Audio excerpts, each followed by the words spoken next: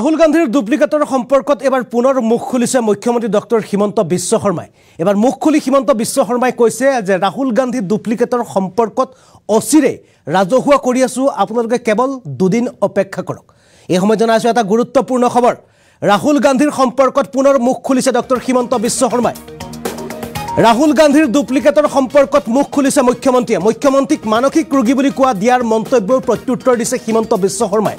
মুখ্যমন্ত্ৰীয়ে কৈছে, মই এনেই কথা নকওঁ, দুদিনৰ পাছতে ডুপ্লিকেটৰ নাম ঠিকনা ৰাজহুৱা কৰিম। মানসিক ৰোগী কোন তাৰ প্ৰমাণ পাব নিৰ্বাচনৰ ফলাফলত। যিয়ে বক্সত বেছি ভোট পাব তেওঁৱে সুস্থ হৈ আছে। নিৰ্বাচনে হৈছে আমাৰ মানসিক ৰোগৰ চিকিৎসা। আৰু এই সময় জনাইছো এক গুৰুত্বপূৰ্ণ খবৰ। কিছুদিনৰ পূৰ্বে মুখ্যমন্ত্ৰী ডক্টৰ হিমন্ত বিশ্ব শৰ্মাই ৰাহুল গান্ধীৰ প্ৰসংগত এক মন্তব্য দিছিল, যিটো মন্তব্যত তেওঁ ৰাহুল গান্ধীক ডুপ্লিকেট আখ্যা দিছিল। অৰ্থাৎ ভাৰত জোড়ো ন্যায় যাত্ৰাৰ বাবে অসমলৈ ৰাহুল গান্ধী আহোঁতে ৰাহুল গান্ধীয়ে বডি ডাবল ব্যৱহাৰ কৰিছিল বুলি মুখ্যমন্ত্ৰীগৰাকীয়ে মন্তব্য কৰিছিল। এগৰাকী ৰাহুল গান্ধীয়ে নিজৰ বাহনৰ পিছফালে জিৰণি লয় আৰু অন্য এগৰাকী ৰাহুল গান্ধীয়ে ভাৰত জোড়ো ন্যায় যাত্ৰাত ব্যৱহাৰ কৰা ৰাহুল গান্ধীৰ বাহনখনত তেওঁ নিজে সন্মুখৰ ভাগত থাকে বুলি মুখ্যমন্ত্ৰী ডক্টৰ হিমন্ত বিশ্ব শৰ্মাই মন্তব্য কৰিছিল। অৰ্থাৎ ৰাহুল গান্ধীয়ে ভাৰতৰ অসমৰ ন্যায় জোড়ো যাত্ৰাত বডি ডাবল ব্যৱহাৰ কৰিছে বুলি মুখ্যমন্ত্ৰী ডক্টৰ হিমন্ত বিশ্ব শৰ্মাই মন্তব্য কৰাৰ পাছতে এবাৰ মুখ্যমন্ত্ৰীগৰাকীয়ে পুনৰ মন্তব্য কৰিছে যে অসমৰ জনতাক মই অচিৰে ৰাজহুৱা কৰিম ৰাহুল গান্ধীৰ ডুপ্লিকেটৰ সম্পৰ্কত। তেওঁ উল্লেখ কৰিছে যে মই এনেই কথা নকওঁ, ৰাহুল গান্ধীৰ ডুপ্লিকেটৰ নাম ঠিকনা সম্পূৰ্ণ ৰাজহুৱা কৰিম, মাত্ৰ দুদিন অপেক্ষা কৰক। লগতে সাংসদ গৌৰৱ গগৈয়ে মুখ্যমন্ত্ৰীক মানসিক ৰোগী বুলি মন্তব্য দিয়াৰ প্ৰত্যুত্তৰ দিছে মুখ্যমন্ত্ৰীগৰাকীয়ে। মুখ্যমন্ত্ৰীগৰাকীয়ে কৈছে যে মানসিক ৰোগী কোন তাৰ প্ৰমাণ নিৰ্বাচনত ওলাব। নিৰ্বাচনৰ ফলাফলত অৰ্থাৎ বক্সত যাৰ ভোটৰ সংখ্যা অধিক হয় তেওঁৱেই হৈছে সুস্থ। এই সময়ত মুখ্যমন্ত্ৰীৰ মন্তব্য আছে। আমি পোনে পোনে অসম লাইভ 24 আৰু NB নিউজৰ দৰ্শকসকলক মুখ্যমন্ত্ৰীগৰাকীৰ সেই বিশেষ মন্তব্যটো দেখুৱাই দিব বিচাৰিছোঁ। গৌৰৱ গগৈ এটা কথা কৈছে, আপোনাক চিকিৎসা কৰিবলৈ কৈছে। হ'ব, মোৰ চিকিৎসা হৈ যাব, চিন্তা কৰিব নালাগে। আমাৰ চিকিৎসা মানে ইলেকশ্যন, ঠিক আছে। গতিকে যোনে বক্সত বেছি ভোট পাব তাৰমানে সিয়ে সুস্থ হৈ আছে, বুজি পালে। ৰাহুল গান্ধী ডুপ্লিকেটৰখনক মইতো এনে কথা নকওঁ। গতিকে ডুপ্লিকেটৰ নাম কেনেকৈ কি হৈছিল গোটেইখিনি উইথ ডিটেইল আপোনালোকক মই দি দিম। একেটা দিন দুটা দিন ৰখি লওক। মই অলপমান অহাকালি ডিব্ৰুগড় আছোঁ, পৰহি আৰু এটা বাহিৰত আছোঁ, ঘূৰি ফুৰি গুৱাহাটীত গৈ ধুনীয়াকৈ ডুপ্লিকেটৰ নামে ধামে মই দি দিম। ঠিক আছে। গৌৰৱ গগৈ এটা কথা কৈছে, আপোনাক চিকিৎসা কৰিবলৈ কৈছে। হ'ব, মোৰ চিকিৎসা হৈ যাব, চিন্তা কৰিব নালাগে। আমাৰ চিকিৎসা মানে ইলেকশ্যন, ঠিক আছে।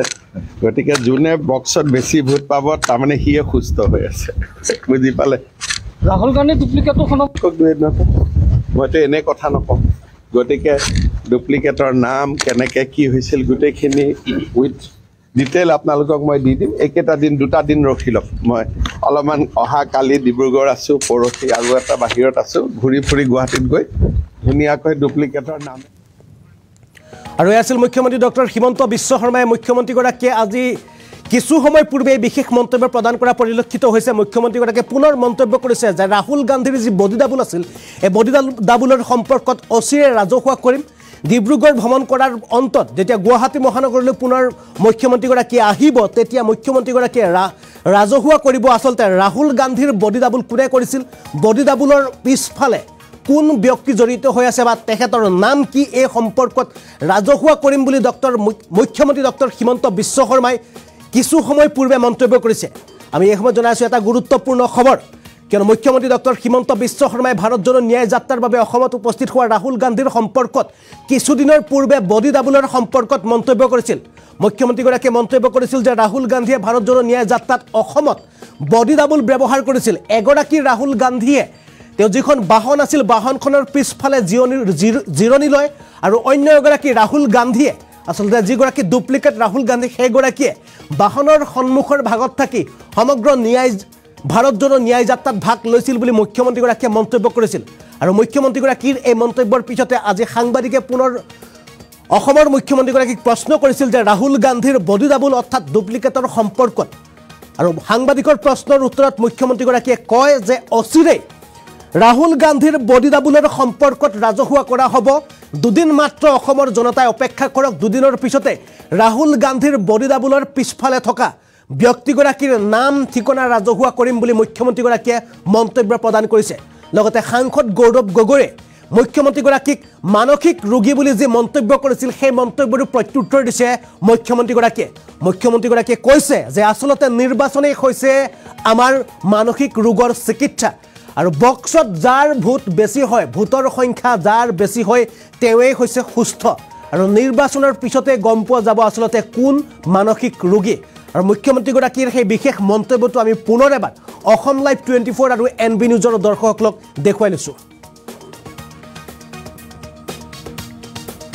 কেনেকৈ কি হৈছিল গোটেইখিনি গৌৰৱ গগৈ এটা কথা কৈছে আপোনাক চিকিৎসা কৰিবলৈ কৈছে। হ'ব, মোৰ চিকিৎসা হৈ যাব, চিন্তা কৰিব নালাগে। আমাৰ চিকিৎসা মানে ইলেকশ্যন, ঠিক আছে। গতিকে যোনে বক্সত বেছি ভোট পাব তাৰমানে সিয়ে সুস্থ হৈ আছে, বুজি পালে। ৰাহুল গান্ধী ডুপ্লিকেটৰ মইতো এনে কথা নকওঁ। গতিকে ডুপ্লিকেটৰ নাম কেনেকৈ কি হৈছিল গোটেইখিনি উইথ ডিটেইল আপোনালোকক মই দি দিম। এইকেইটা দিন দুটা দিন ৰখি লওক। মই অলপমান অহা কালি ডিব্ৰুগড় আছোঁ, পৰহি আৰু এটা বাহিৰত আছোঁ, ঘূৰি ফুৰি গুৱাহাটীত গৈ ধুনীয়াকৈ ডুপ্লিকেটৰ নামে ধামে মই দি দিম। ঠিক আছে। গৌৰৱ গগৈ এটা কথা কৈছে আপোনাক চিকিৎসা কৰিবলৈ কৈছে। হ'ব, মোৰ চিকিৎসা হৈ যাব, চিন্তা কৰিব নালাগে। আমাৰ চিকিৎসা মানে ইলেকশ্যন, ঠিক আছে। গতিকে যোনে বক্সত বেছি ভোট পাব তাৰমানে সিয়ে সুস্থ হৈ আছে, বুজি পালে। ৰাহুল গান্ধী ডুপ্লিকেটৰ মইতো এনে কথা নকওঁ।